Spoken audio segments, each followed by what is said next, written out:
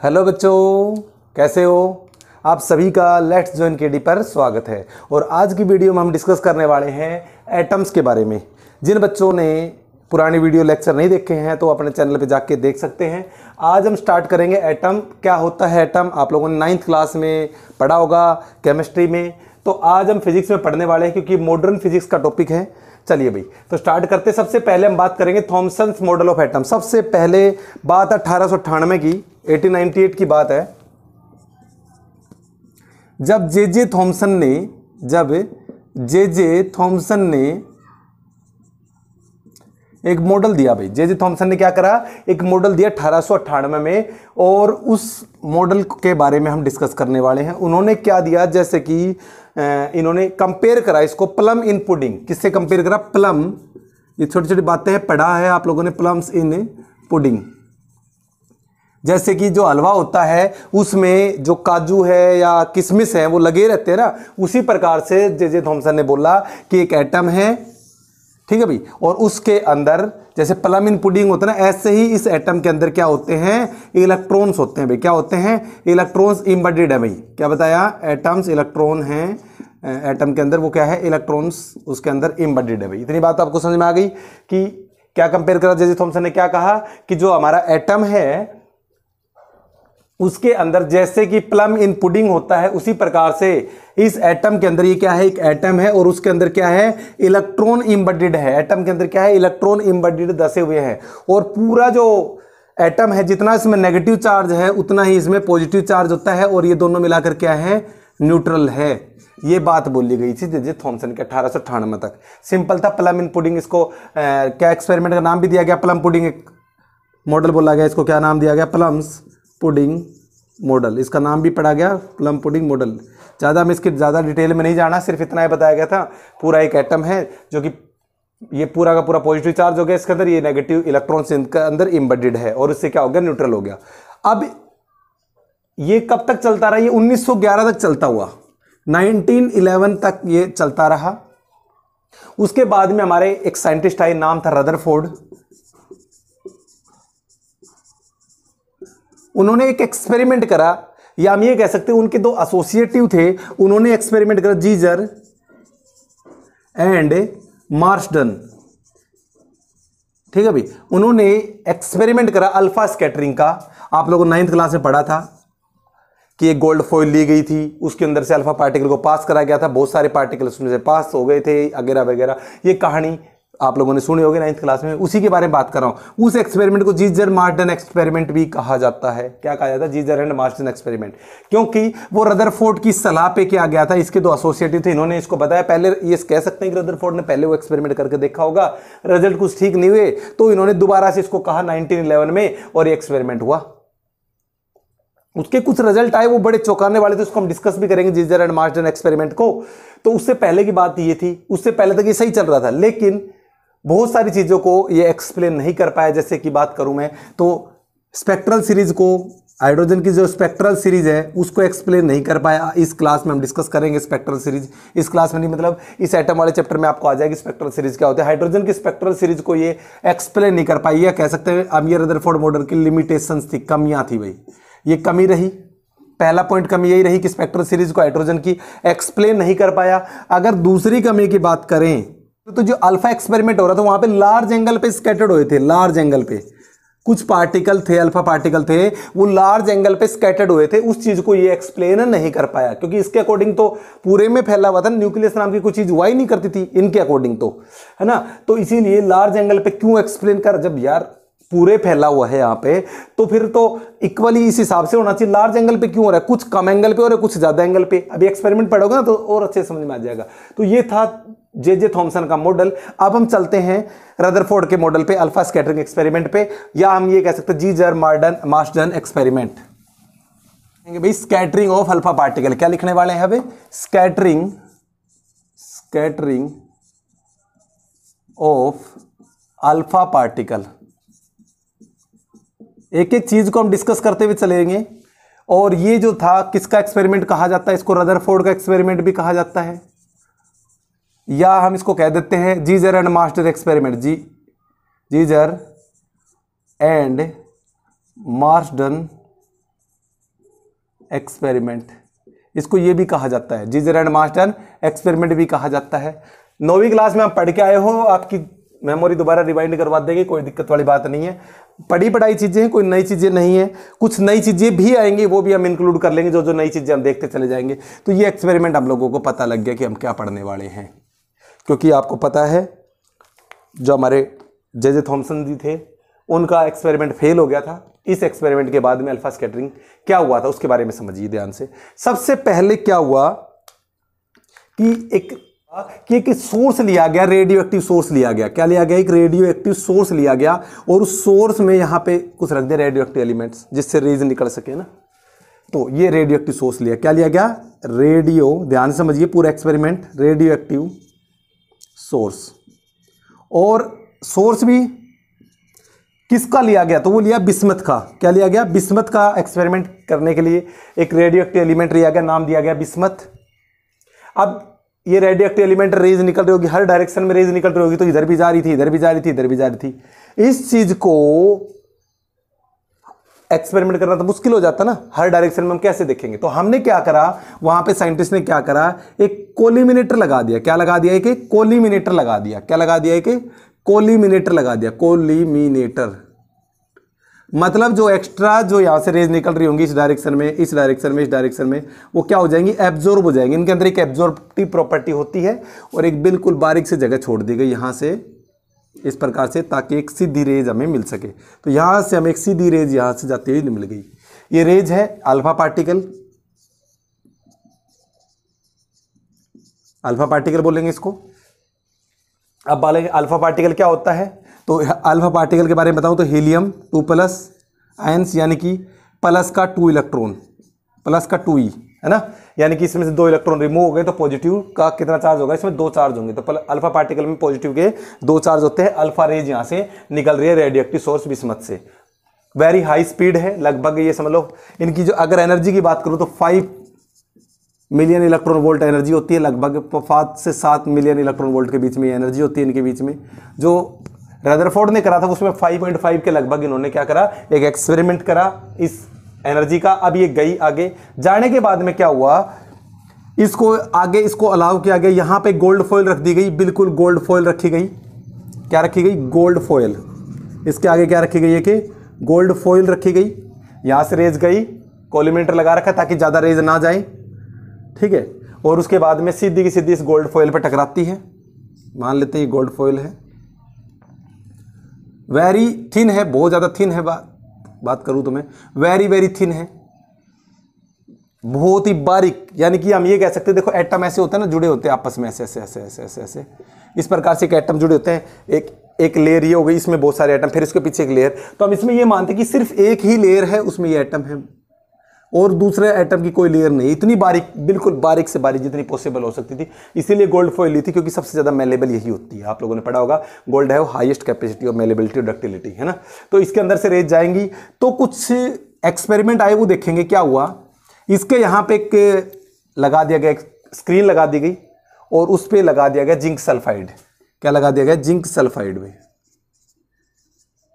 Zinc sulphide इसलिए लगाया गया क्योंकि जब जिंक सल्फाइड पर रेज पड़ेगी, जिस भी एरिया में वो इलेक्ट्रॉन जाकर टकराएगा या अल्फा रेज जाकर टकराएंगी, वहां स्पार्किंग पैदा होगी। इसलिए जिंक सल्फाइड को लिया गया, क्योंकि इसके ऊपर क्या लगा दिया कि जिंक सल्फाइड की एक लेयर लगा दी गई, फाइड की एक लेयर लगा दी गई ZnS2 की, ठीक है भाई। इससे क्या होगा, ZnS की एक लेयर लगा दी, जिससे क्या होगा कि जहां पे भी इलेक्ट्रॉन गिरेगा वहां पे ही क्या होगा भाई, एक स्पार्किंग होगा। स्पार्किंग होगा, हम उसको देख लेंगे। आप कहोगे भाई इलेक्ट्रॉन तो बहुत छोटा है ना, तो इसका मतलब जो स्पार्किंग हुई बहुत छोटी होगी, तो उस चीज को हम ऑब्जर्व नहीं कर पाएंगे। मान लो वो एंगल यहां जाने के बाद में इस एंगल पे टकरा गया, समझ रहे हो, इस एंगल पे चला गया मान लो, और ये रहा उसका एंगल, स्कैटरिंग का एंगल हो गया, इस प्रकार से एंगल घूम गया।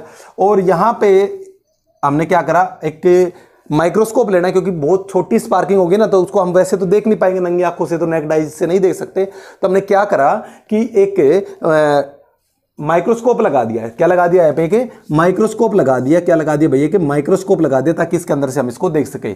ये माइक्रोस्कोप लगा दिया भाई, ट्रैवलिंग माइक्रोस्कोप है ये।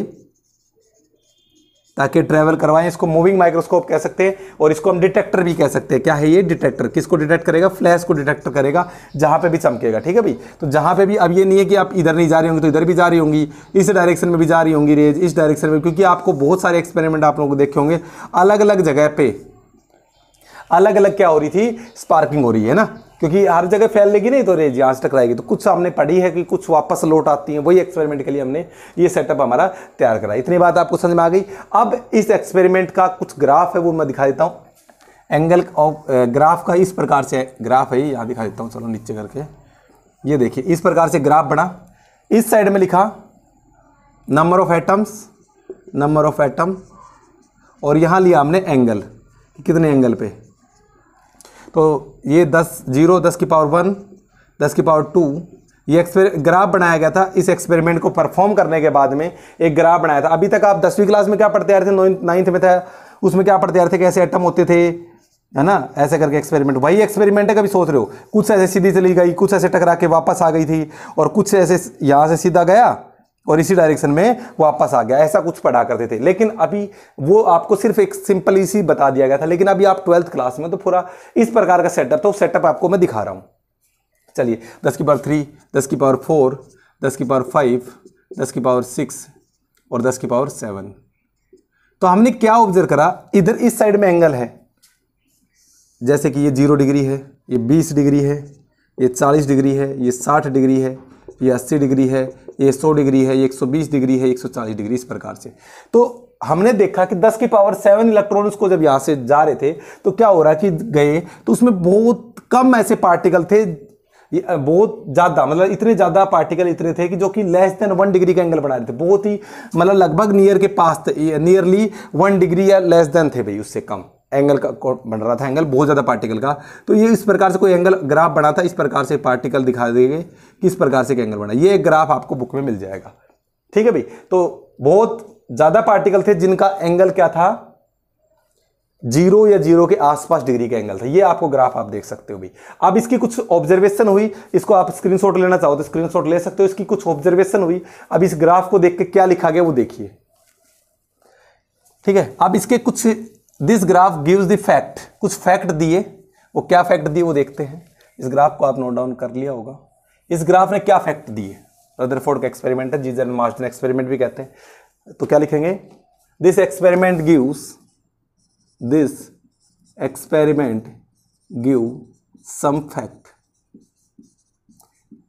सबसे पहला फैक्ट देखिए, सबसे पहले नंबर पे तो यहां देख लीजिए, इस ग्राफ में यहां बहुत कम पार्टिकल ऐसे थे जो डिफ्लेक्ट कर रहे थे, मतलब 0 या 1 डिग्री का बहुत कम डिफ्लेक्शन था। यानी कि हम ये कह सकते हैं कि मोस्ट ऑफ दी जो एटम है उसके अंदर मोस्टली जो जगह वो खाली है, क्योंकि बहुत ज्यादा पार्टिकल थे जो बहुत ही कम एंगल पे रिफ्लेक्शन कर रहे थे। इससे क्या पता लगता है कि मोस्टली इसके जगह अंदर खाली है और ज्यादातर पार्टिकल अनडिफ्लेक्टेड चले जाते हैं। तो क्या लिखेंगे, मोस्ट ऑफ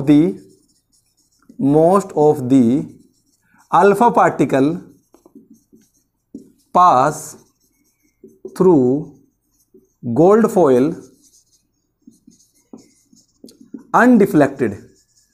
अनडिफ्लेक्टेड, मतलब बिना डिफ्लेक्ट किए हुए चले गए। कितने, लगभग 99.84%, इतना लगभग हम बता रहे हैं कि इतने पार्टिकल, अगर 100 ले, 100 में से बहुत कम पार्टिकल है, मतलब कितने बच गए, या ये कह सकते हैं इतना, यानी कि जिनका थीटा था वो कितना था, लेस देन कह सकते हैं हम 1 डिग्री या 2 डिग्री, या फिर हम ये कह सकते हैं कि थीटा है वो अप्रोक्सीमेटली लगभग तो 0 डिग्री के बराबर है।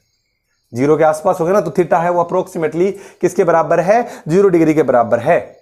ये इतने पार्टिकल थे, बाकी के कितने बच गए भाई।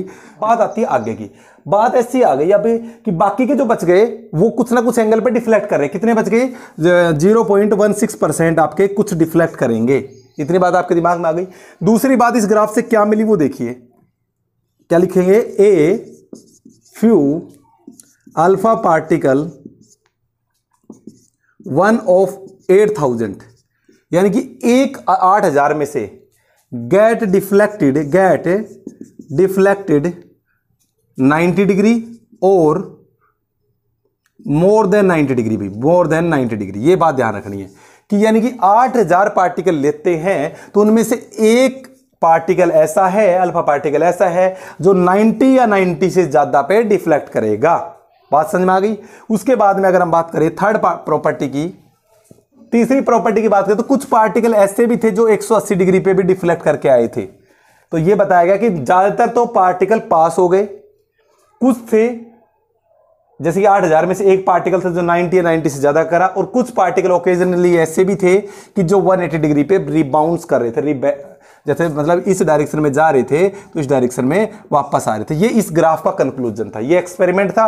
अब इसका रिजल्ट क्या हुआ आप देख सकते हो, मोस्टली पार्टिकल पास हो गए। क्या हुआ? मोस्टली पार्टिकल पास हो गए अनडिफ्लेक्टेड। इसका मतलब एटम हैव लार्ज स्पेस। इस बात से क्या पता लगता है? इसका रिजल्ट है कि atom have large space in between them, कि एटम्स के अंदर बहुत सारी जगह खाली पड़ी है, बहुत सारी जगह क्या है?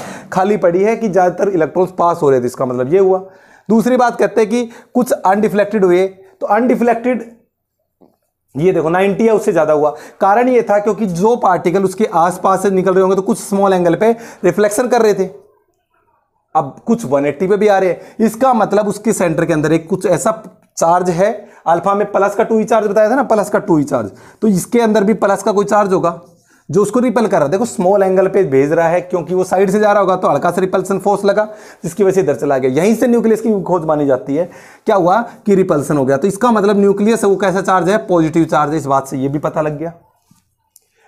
बीच में वापस क्यों आ रहा है? क्योंकि आप सेंटर से सेंटर की तरफ जाओगे तो ये आपके आने, भाई यहां से एक काइनेटिक एनर्जी के साथ में आ रहे हो, एक एनर्जी लेके आ रहे हो 5.5 मिलियन इलेक्ट्रॉन वोल्ट की, तो वहां तक जाके एक जगह रुक जाएगा, फाइनली उसको रोक देगा, काइनेटिक एनर्जी को पोटेंशियल एनर्जी में कन्वर्ट कर देगा, उसको पोजीशन दे देगा। तो ये सारा एक कंक्लूजन था किसका? अल्फा स्कैटरिंग एक्सपेरिमेंट का।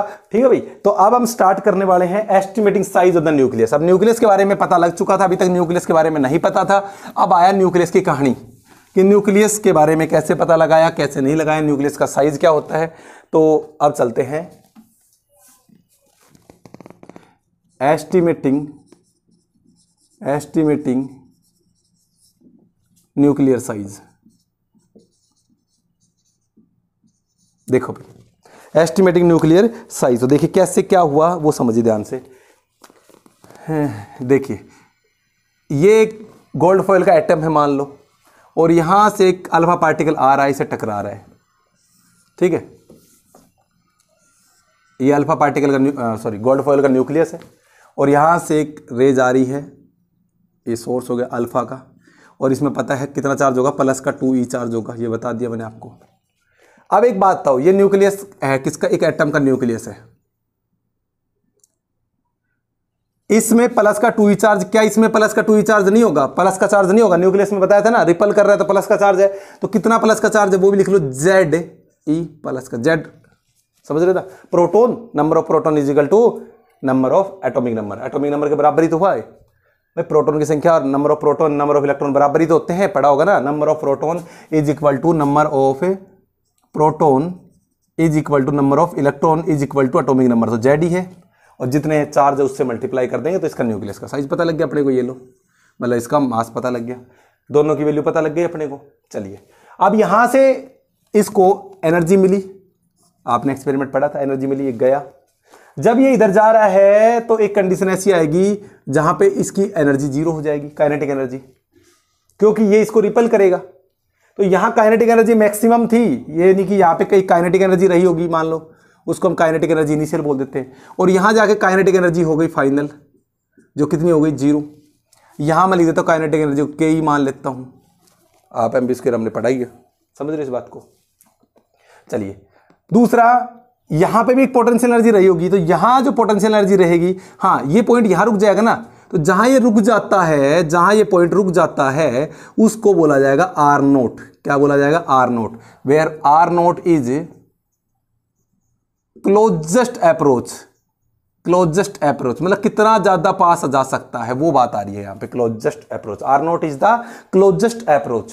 तो ये R0 आ गया, बात समझ में आ गई इतनी बात। तो अब आगे चलिए, क्या है, जब ये इसको रोकेगा तो इसमें पोटेंशियल एनर्जी आई ना, पोटेंशियल एनर्जी आई। अब पोटेंशियल एनर्जी का फॉर्मूला आप सभी जानते हो, U के चार्ज के लिए, mgh वाला नहीं, चार्ज के लिए K Q1 Q2 अपॉन में R, ये थी पोटेंशियल एनर्जी का फॉर्मूला। काइनेटिक एनर्जी का आप सभी जानते हो, हाफ mv स्क्वायर, यही होगा। चलिए हम यहाँ पे शुरुआत करते हैं। Law of conservation of mechanical energy लगा देते, law of conservation of mechanical energy लगाएंगे तो क्या कहेंगे, देखिए टोटल जो भी एनर्जी थी बिफोर यहां पहुंचने से पहले उसकी इक्वल टू टोटल आफ्टर वाली हो जाएगी। तो टोटल इनिशियल एनर्जी, तो टोटल इनिशियल एनर्जी हो जाएगी kinetic initial plus potential initial, potential की initial energy is equal to kinetic final plus potential final.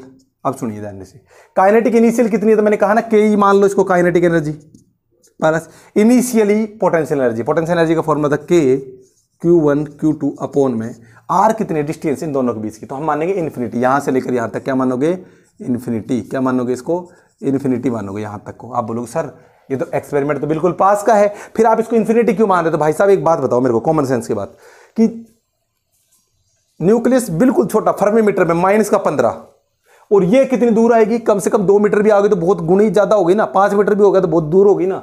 तो आप कह सकते हो कि ये इसके लिए इन्फिनिटी, क्योंकि इन्फिनिटी कोई ऐसी कोई चीज नहीं होती, इन्फिनिटी देखना पड़ता है, कंसिडर करना पड़ता है। जैसे कि मेरे लिए ये जो कैमरा जहां लगा हुआ है ये बहुत पास है, समझ रहे हो ना, बहुत पास है। एक छोटा सा पार्टिकल हो, इस छोटा सा यहाँ रख दूं मैं इस पार्टिकल के लिए, तो ये बहुत दूर हो गया क्योंकि उसका खुद के साइज से उसका साइज जो डिस्टेंस का साइज है बड़ा हो जाता है, तो इन्फिनिटी हो जाती है। चलिए तो ये इन्फिनिटी, फाइनल एनर्जी काइनेटिक कितनी हो जाएगी, 0 प्लस पोटेंशियल एनर्जी के Q1 Q2 अपॉन में डिस्टेंस कितनी है भाई चार्ज पार्टिकल यहां तक आया ना, ये प्लस का 2 यहां तक आया, दोनों के बीच की दूरी कितनी बच गई, R0, रिपल्सन फोर्स लग रहा है ना। चलिए ये 0 और ये 0, 1 अपॉन में इन्फिनिटी क्या हो जाता है 0, तो ये भी 0 हो गया, हटाओ। तो यानी कि काइनेटिक एनर्जी का फॉर्मूला आपके पास निकल के आया कि के Q1 Q2 अपॉन में R0, के Q1 Q2 अपॉन में R0। समझ में आ गया होगा इतनी बात, तो बहुत अच्छे भाई।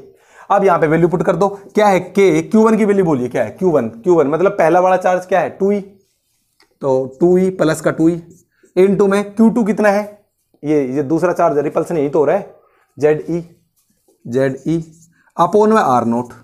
काइनेटिक एनर्जी का फॉर्मूला निकल के आ गया। तो क्या लिख सकते हैं, kinetic energy is equal to K 2ZE का स्क्वायर अपॉन में R0, या R0 की वैल्यू निकालो क्योंकि अपने को तो न्यूक्लियस साइज चाहिए ना, तो R0 चाहिए रेडियस, ठीक है ना, डिस्टेंस ऑफ सेपरेशन, क्योंकि यहां तक नहीं आ रहा तो यहां तक न्यूक्लियस हो गया, तो R0 की वैल्यू आ जाएगी के 2ZE का स्क्वायर अपॉन में काइनेटिक एनर्जी।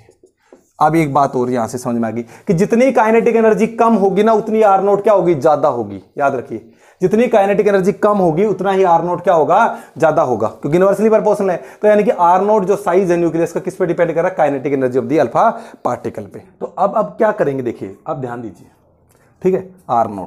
अब क्या करेंगे, देखिए अगर मैं यहां पे वैल्यू पुट करूं, देखिए ध्यान से समझिए, अगर मैं यहां पे हमारे पास R0 की वैल्यू हमारे पास कितनी आई, R0 is equal to K 2ZE का स्क्वायर, ठीक है, अपॉन काइनेटिक एनर्जी। जब यहां पे वैल्यू पुट करेंगे तो देखिए क्या होगा भाई, 2 आ गया, के की वैल्यू कितनी है, 9 × 10 की पावर 9 है, सिंपल सी बात है, के की वैल्यू कितनी है, 9 × 10 की पावर 9 है। अब जेड कितना है, तो आपको पता है गोल्ड लिया है तो गोल्ड का कितना होता है 79, तो 79 ले लो। उसके बाद में क्या करना है, इलेक्ट्रॉन की वैल्यू आप सभी जानते हैं 1.6 × 10 की पावर -19, और उसका क्या कर देंगे, स्क्वायर कर देंगे अपॉन में काइनेटिक एनर्जी कितनी है, जो अल्फा पार्टिकल आ रहा था उसकी काइनेटिक एनर्जी आपको बताई थी, तो हम मानते हैं कि वो कितनी ली थी, उसने 5.5 ली थी मेगा इलेक्ट्रॉन वोल्ट। तो मेगा इलेक्ट्रॉन वोल्ट लोगे तो आपको करिए 5.5 हो जाएगा, इंटू में 1.6 इलेक्ट्रॉन वोल्ट की क्या लिखे 1.6 10 की पावर -19 होता है, और मेगा है तो 10 की पावर 6 हो जाएगा, तो कितना हो जाएगा 1.6 × 10 की पावर -13। इस कैलकुलेशन को करा गया तो लगभग आई 40 अप्रोक्सीमेटली आई 41.3 फर्मीमीटर आया भाई, कितना आया फर्मीमीटर, ठीक है भाई। तो ये कैलकुलेशन करी, फर्मीमीटर में रेडियस आई, ठीक है। आप चलते हैं अगले टॉपिक पे। अगला टॉपिक हमारा है इंपैक्ट पैरामीटर का। ये कैलकुलेशन आप कर लेना, आंसर आ जाएगा, कितना आएगा 41.3 फर्मीमीटर में आएगा। अब जो अगला टॉपिक है हमारा वो है इंपैक्ट पैरामीटर। क्या है भाई इंपैक्ट पैरामीटर, भाई से बहुत कंफ्यूज हो जाते हैं। क्लोजेस्ट, इसमें क्लोजेस्ट अप्रोच और इंपैक्ट पैरामीटर में क्लोजेस्ट अप्रोच क्या थी कि जब कोई पार्टिकल ऐसे जा रहा है न्यूक्लियस के पास में तो कितनी दूर से वो रिपेल कर देता है, वो R0, वो थी क्लोजेस्ट अप्रोच। अब इंपैक्ट पैरामीटर क्या, देखिए ये न्यूक्लियस है, तो यहां से न्यूक्लियस हो गया ये, और यहां से जब कोई पार्टिकल आएगा कुछ इस प्रकार से तो वो किसी एंगल पे घूम जाएगा, किसी एंगल पे घूम जाएगा, ठीक है, किसी एंगल पे मान लो थीटा ये गया, ये थीटा एंगल है, इस थीटा एंगल पे क्या कर गया वो रिपल्सन फोर्स की वजह से घूम गया। तो हमने कहा कि यहां से लेकर इस न्यूक्लियस की लाइन ले लेते हैं, ये परपेंडिकुलर डिस्टेंस जिसको हम इंपैक्ट रिप्रेजेंट करेंगे बी से। किससे रिप्रेजेंट करेंगे? बी से। तो इंपैक्ट पैरामीटर क्या है, क्या लिखोगे? It is the perpendicular distance, it is the perpendicular distance of velocity vector, velocity, it is the perpendicular distance of velocity vector from the velocity vector from the center of nucleus, from the center of nucleus when it is far away। ये बात ध्यान रखनी है कि जब वो far away हो, NCERT के अकॉर्डिंग यही है कि जब ये न्यूक्लियस से, न्यूक्लियस की लाइन ये रही ना, तो फार अवे की बात हो रही है, तो फार अवे से जो परपेंडिकुलर डिस्टेंस होगी किसकी? वेलोसिटी वेक्टर की। वेलोसिटी वेक्टर किसके लिए बात हो रही है? अल्फा पार्टिकल, जो अल्फा पार्टिकल जो ट्रेवल करके आ रही है, अल्फा रे जो ट्रेवल करके आ रही है, उसकी बात हो रही है। ठीक है भाई, तो ये आपका कहलाएगा इंपैक्ट पैरामीटर। अगर इसके मैं फॉर्मूले की बात करूं तो हमारे सिलेबस में डायरेक्ट फॉर्मूला लिख रखा है, क्या लिखोगे? बी, मैं पेन चेंज कर देता हूं, B is equal to K Z E का square, B is equal to K Z E का स्क्वायर कोट थीटा बाई 2, क्या बताया भाई? के जेड ई का square cot theta by 2 upon में लिखेंगे के, क्या लिखेंगे? के मतलब यहां पे है काइनेटिक एनर्जी, ये के वो कांस्टेंट वाला है, तो ये फॉर्मूला आपको याद करना है। काइनेटिक एनर्जी लिख देता हूं, kinetic energy of alpha particle. ठीक है भाई, तो ये फॉर्मूला आप याद कर सकते हो। तो चाहो तो आप ऐसे भी कर सकते हो, इसकी वैल्यू भी पुट कर सकते हो, के जेड ई का square cot theta by 2 upon में काइनेटिक एनर्जी का फॉर्मूला क्या था? 1/2 mv का स्क्वायर। तो ये फॉर्मूला भी आप याद कर सकते हो इंपैक्ट पैरामीटर के लिए। छोटा सा टॉपिक था। इंपैक्ट पैरामीटर क्या होता है? परपेंडिकुलर डिस्टेंस होता है, कहां से किसके लिए? वेलोसिटी वेक्टर के साथ में from the nucleus, when nucleus की जो लाइन है ना वो फार हो, ये ध्यान रखना, पास से नहीं। ठीक है, तो आप ये बात दिमाग में आ गई होगी। अब हम बात करते हैं इस एक्सपेरिमेंट के बाद में रदरफोर्ड ने अपना एक न्यूक्लियस का एटम का एक मॉडल दे दिया। इस एक्सपेरिमेंट को सफल होने के बाद में, अल्फा स्कैटरिंग के बाद में क्या करा? एक मॉडल दिया, रदरफोर्ड मॉडल ऑफ एटम। अब आया रदरफोर्ड का खुद का एटम का मॉडल। चलिए स्टार्ट करते हैं कि लिखते हैं रदरफोर्ड मॉडल ऑफ एटम। भी सबसे पहले क्या कहा वो नोट करिए, रदरफोर्ड मॉडल ऑफ एटम। तो क्या कहा भाई? Atom consist of central and massive central core, ठीक है ना, इन विच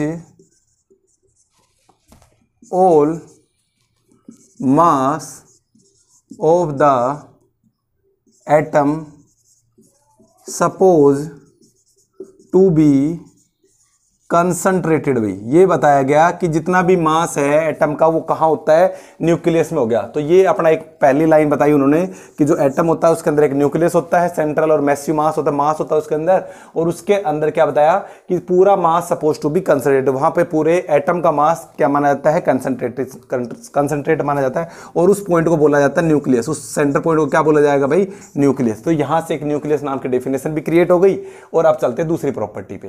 क्या कहा भाई? The size of the nucleus is very small. कितना आया? लगभग 10 की पावर -15, यानी कि फर्मीमीटर में भाई। ठीक है, FM लिख दो, फर्मीमीटर लिख दो, 1 FM लिख दो। तो size of the nucleus is very small as compared to किससे कंपेयर करेंगे? साइज ऑफ द एटम से भाई, साइज ऑफ द एटम से। और साइज ऑफ द एटम कितना है? लगभग 10 की पावर -10 मीटर भाई, ये है, वेरी स्मॉल था। अब बात करते हैं थर्ड प्रॉपर्टी की। बहुत समझ में आ गया होगा कि पूरा बॉडी जो एटम है उसका पूरा मास सपोज टू बी कंसंट्रेटेड, उस पॉइंट का नाम है न्यूक्लियस। दूसरा कहा कि जो न्यूक्लियस का साइज वेरी स्मॉल होता है as compare to the size of the atom. Size of the atom को माना गया 10 की पावर अप्रोक्स में माना गया 10 की पावर -10 मीटर, और ये कितना माना गया? 10 की पावर -15 मीटर भाई। ठीक है, इतनी बात आपको दिमाग में आ गई होगी। उसके बाद में चलते हैं थर्ड प्रॉपर्टी पे। थर्ड प्रॉपर्टी कहती है इलेक्ट्रॉन्स रिवॉल्व अराउंड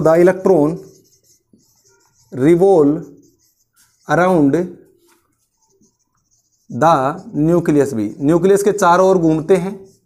यह भी बताया गया कि जितने, जैसे मान लो पॉजिटिव चार्ज है, मतलब इसमें प्लस के 20 चार्ज हैं, तो माइनस के 20 इसमें इलेक्ट्रॉन क्या कर रहे होंगे, अपने अपने पाथ में इलेक्ट्रॉन क्या कर रहे होंगे, रिवोल्व कर रहे होंगे, जिससे कि एटम क्या हो जाता है, इलेक्ट्रिकली न्यूट्रल। तो एटम को बताया गया कि इलेक्ट्रिकली न्यूट्रल है भाई, क्या है, इलेक्ट्रिकली न्यूट्रल है, क्योंकि इसमें पॉजिटिव चार्ज है, तो जितने पॉजिटिव चार्ज है उतने उसके चारों ओर क्या घूम रहे होंगे, नेगेटिव चार्ज घूम रहे होंगे, इलेक्ट्रॉन घूम रहे होंगे। तो ये बताया कि एटम क्या है, थर्ड प्रॉपर्टी में बताया कि एटम क्या है, इलेक्ट्रिकली न्यूट्रल है भाई। चौथी प्रॉपर्टी की बात कर लेते हैं। चौथी प्रॉपर्टी कहते हैं कि जब इलेक्ट्रॉन रिवॉल्व कर रहे होते हैं अराउंड ए न्यूक्लियस, क्या बताया, जब इलेक्ट्रॉन रिवॉल्व कर रहे होते हैं अराउंड न्यूक्लियस, उसको एक सेंट्रीपिटल फोर्स की जरूरत होती है। अगर सेंट्रीपिटल फोर्स है तो उसके अंदर एक बात और याद रखना, उसके अंदर एक्सेलरेशन भी आएगा, क्योंकि सेंट्रीपिटल फोर्स का फॉर्मूला होता है mv²/r, और उसका एक्सेलरेशन कितना होता है, v²/r। ये हमने पढ़ा था 11th क्लास में भी, एक्सेलरेशन का फॉर्मूला होता है।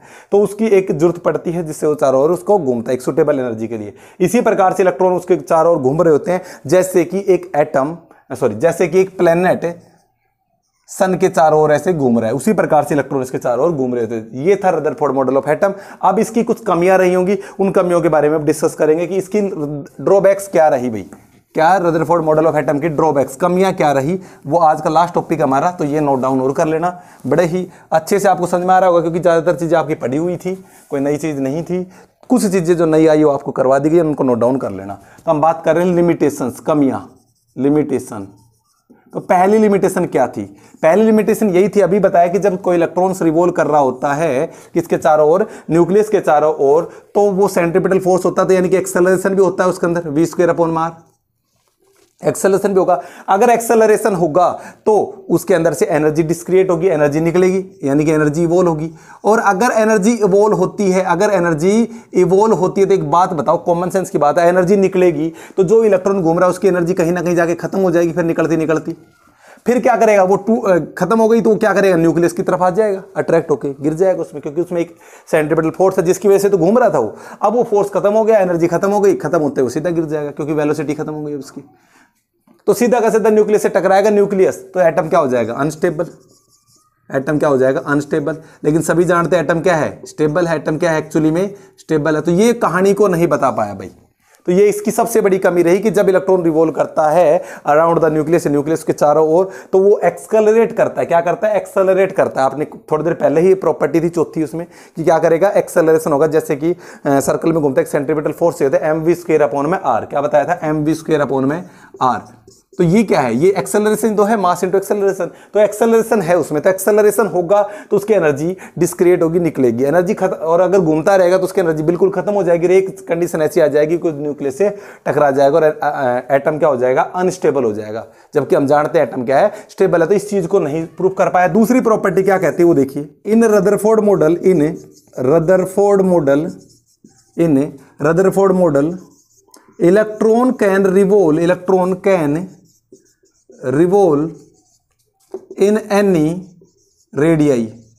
मतलब ये हुआ कि जो इलेक्ट्रॉन है, क्या जो रदरफोर्ड का मॉडल था, वो किसी भी रेडियाई पे घूम सकता है। मान लो इतना घूम सकता है, फिर इतना घूम सकता है, फिर इतना घूम सकता है। r0 निकाली थी ना, तो कितनी भी रेडियाई पे वो घूम सकता है। अगर वो ऐसा करता है, सो इट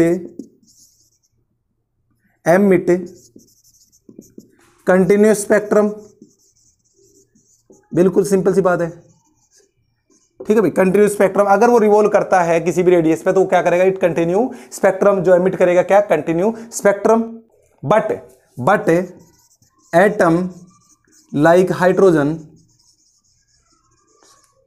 जो एटम है लाइक हाइड्रोजन, एमिट ए डिस्क्रीट लाइन स्पेक्ट्रम भाई।